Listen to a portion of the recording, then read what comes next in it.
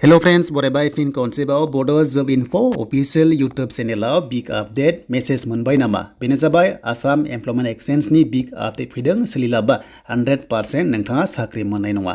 दा सोर मोननाय नङा, सोर खालामनांगौ बेखौ आं नोंथांमोननो A to Z दिन्थिगोन लाइभ प्रुफ हिसाबै। बेखायनो भिडिअखौ नायग्रोजोब, हानायसेबां शेयार खालाम। आंथ' नोंथांमोननो गासैबो आपडेट होगासिनो दङ बिनि सायाव, मानो होनोब्ला जोबोर इम्पर्टेन्ट नङाबा नोंथाङानो फस्थायनांगोन लास्टआव प्रब्लेम्स गोबां जागोन साख्रि लानायाव। बेनो जाबाय आसाम स्टेटआव। दा बेखायनो भिडिअखौ गोसो होनानै आरो हानायसेबां शेयार खालाम। दा जोङो सेबा सिटुनि साइडआव फैग्रोबाय आरो बेयाव फैयोब्ला जों गोबां डिटेल जोङो सार्टिफिकेट जों इसु खालामना लानो हायो एबा एप्लाइ खालामनो हायो। दा बेनि गेजेराव मोनसे एमप्लयमेन्ट एक्सचेन्जआ गोबां गोनांथि जोंनि आसाम स्टेटआव साख्रि लानायाव। स' बेखायनो भिडिअखौ हाजासे शेयार खालाम। जुदि सोरनाबा एक्सपायार जाबायबा माबादि अफिसियेल मेसेज फैदों आं बेखौ नोंथांमोननो लाइभ प्रुफ दिन्थिगोन, जाहाथे बयबो जोङो क्लियार जायो। दा बेखौ जों मिन्थिबाय। दा जोंहा बाव खामानि मावनोबा लगइन होननाय मोनसे अपसन दङ, जों बेयाव क्लिक खालामनांगोन। दा बेनिफ्राय सिटिजेनआव जोङो खनसे क्लिक खालामबावदो आरो खालामनाय लोगो लोगो पेजआ बेबादि अपेन जागोन। बेनिफ्राय जों इउजार आइडि थानांगोन, होमबासो जों लगइन खालामनानै प्रफाइलाव थांनानै खामानि मावनो हायो। जुदि आइडि गैयाबा अपसन दङ निउ इउजार, दा जोङो बेयाव क्लिक खालामनांगौ। दा जों खालामबाय। मबाइल नाम्बारखौ होदो, बेनिफ्राय अटिपि थुदो, नोंनाव अटिपि थांगोन, बेखौ होनानै भेरिफाइ खालामदो। गिभेन नामावहाय नोंनि सार्टिफिकेट नामखौ होदो, जेन्डारखौ सिलेक्ट खालामदो, बार्थडेखौ सिलेक्ट खालामदो, पार्सनेल मेसेजाव हाय होननानै नोंनि नामखौ लिरबानो जाबाय। इउजार नामाव नोंनि नाम होनानै 1 2 3 होबाबो जागोन एबा हेशटेग होबाबो जागोन। पासवर्डआव नोंनि नाम 1 2 3 हेशटेग होदो, बेनिफ्राय पिन खनसेबा कनफार्म खालामनानै जोंहा थिराव थुयोबा चेन्ज जागोन बियो। जुदि सिनायाबा 6+ बा 5+ जेसेबां दङ बेखौ जोङो एन्टार खालामनांगोन बक्सआव। बेनिफ्राय आइ कनसेन्टआव क्लिक खालामनानै जोङो साबमिट खालामबानो आइडिखौ मोननो हायो। आरो जेब्ला आइडि मोनबायना अब्लाथाय जों लगइन खालामनानै खामानि मावनो हायो। थ' बेखौ जों बेसिक पइन्टखौ जों मिन्थिग्रोबाय। दानिया नायदो मेसेजखौ नाय। बेनो जाबाय अफिसियेलि मेसेज हरबाय। नोंनाव मेसेज थांदोंबा जोबोद नोंथांमोना स्ट्रं एक्सन लानांगोन। बेनो जाबाय नोंथांमोननि एमप्लयमेन्ट एक्सचेन्जआ एक्सपायार जाबाय खायसे। बेना जादोंमोन 5 जानुवारियाव, दाखालि जाबाय। नोंथांमोना दिनै भिडिअ होबाय। देन बेनिफ्राय एक्सपायार जाबायबा जेबो सोलिला बिनिया, अके।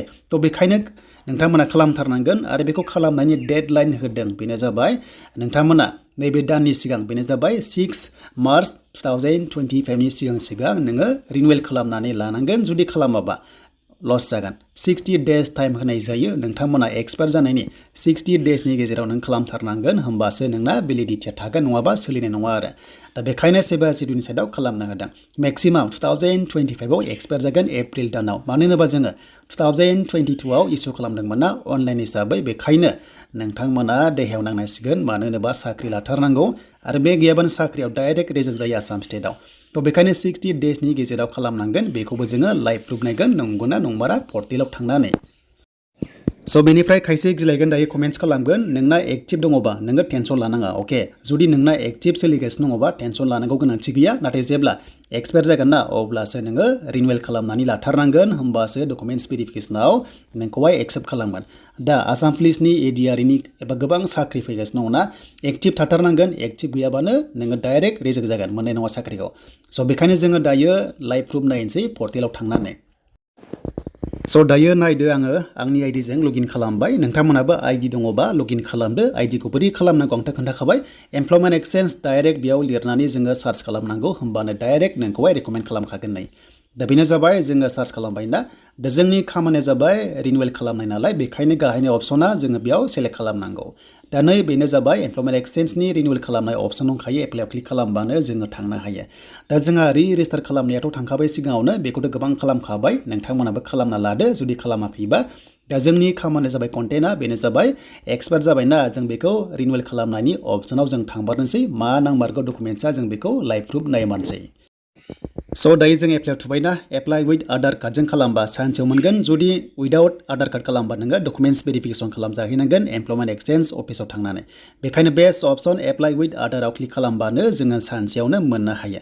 दा मोननो थाखाय जों मा नांगौनो, दा जोङो बेवहाय नायनोसै डकुमेन्ट्सआ मा नांगौनो। बेनो जाबाय 60 डेज थामारो नै, लाइभ प्रुफ मोनबायना एक्सपायार जानायनिफ्राय 60 डेजनि गेजेराव नोंथांमोना खालामनांगोन।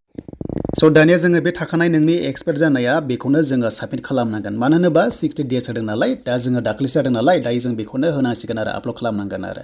दा बेखायनो एप्लाइ उइथ आधाराव खालामबा सानसेयाव मोनगोन। दा बिनि सायाव नेक्स्टआव माबोरै खालामनांगौ A to Z live video नोंथांमोननो लाना फैगोन। दा फर्मेटआ बेनो नै एमप्लयमेन्ट एक्सचेन्ज नोंनि थाखानाय नाम्बारा बेखौनो होनांगोन मानो होनोबा जों रेजिस्टार खालामगोन नालाय रिनिउवेलखौहाय दा बेखायनो सेभ एन्ड नेक्स्टआव होबानो जोङो प्रसेसआव थांनो हाबायमोन आरो जोबोर इजि प्रसेस नोंथांमोना नेक्स्टआव फुल भिडिअ लाबोगोन जाहाथे नोंथांमोना बयबो नायनानै सोलोङो 100% बेखौ नांथारो आसाम स्टेटआव जुदि बे गैयाबा नोंथांमोना साख्रि मोननाय नङा दा भिडिअखौ मोजां मोनदोंबा लाइक खालामदो कमेन्ट्स खालामदो आरो हानायसेबां शेयार खालामदो